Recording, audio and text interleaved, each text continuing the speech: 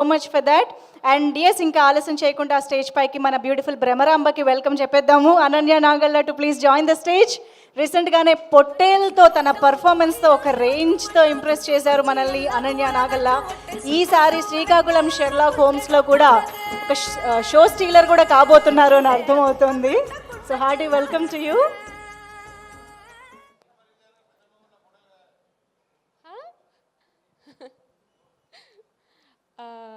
అందరికీ నమస్కారం అండి. ఫస్ట్ ఆఫ్ ఆల్ మీడియా మిత్రులందరికీ thank you so much for coming and encouraging our film. And Bobby sir, waiting for Daaku Maharaja. మొన్న వచ్చిన గ్లిమ్స్ చాలా బాగుంది, చాలా ఇంప్రెసివ్గా ఉంది. And Kalyan Krishna garu, thank you so much for gracing this event. Anil Vishwanath garu and Dheeraj గారు థ్యాంక్ యూ. ఎప్పటి నుండో తెలుసు మీరు నాకు. ఈరోజు ఇలా కలవడం చాలా ఆనందంగా ఉంది. మా టీం అందరం చాలా హ్యాపీగా ఆనందంగా చేసుకుంటున్న ఈవెంట్ అండి ఇది.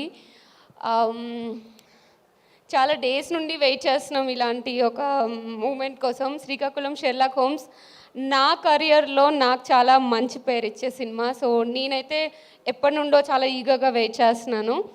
సో ఇంకో 2 డేస్లో రిలీజ్ అవ్వబోతుంది. I'm so happy. మోహన్ గారు, థ్యాంక్ యూ సో మచ్. నన్ను నమ్మి ఇంత మంచి రోల్ ఇచ్చారు. అసలు నాకు తెలిసి నేనే అనుకోలేదు అలా ఒక మంచి రోల్లో చూసుకుంటాను అని, అంటే ఇలాంటి కైండ్ ఆఫ్ రోల్స్లో. So thank you so much Mohan గారు.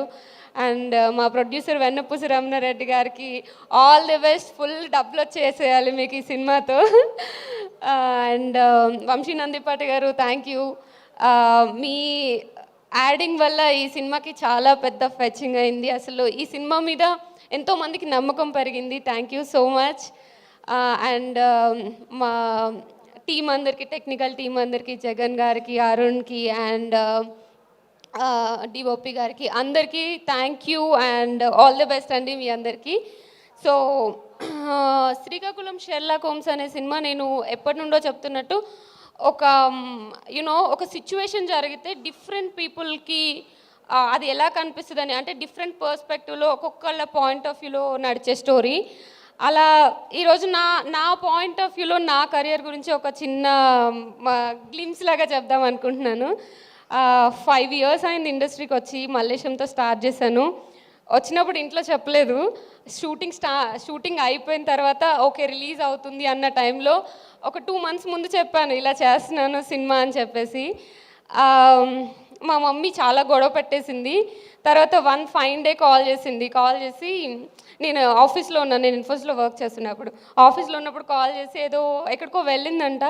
మా ఓన్ రిలేటివ్సే చెప్పారు, నీ పెంపకం తీరు అలా ఉంది అని అనింది అని చెప్పింది మా మమ్మీ. ఆ రోజు చాలా ఎమోషనల్ అయ్యాను, చాలా ఫీల్ అయ్యాను. ఆ రోజు డిసైడ్ అయ్యాను ఏదో ఒక రోజు సక్సెస్ కొట్టి చూపించాలి అని. చాలా ట్రై చేస్తున్నాను. మల్లేశం తర్వాత అంటే కొంచెం నోటెడ్ ఫిల్మ్సే చేస్తున్నానని నేను అనుకుంటున్నాను. అంటే మల్లేశం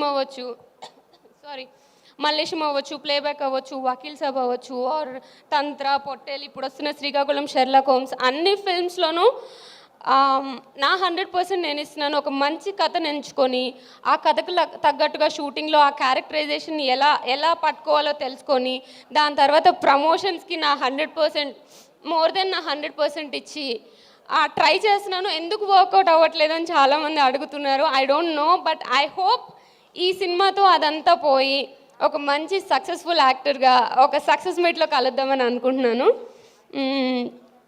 చాలా ప్రిపేర్ అయ్యాను, సక్సెస్ మీట్లో మాట్లాడతాను. Thank you guys. Thank you so much Ananya. Very much looking forward to see you in this film and role. రండి.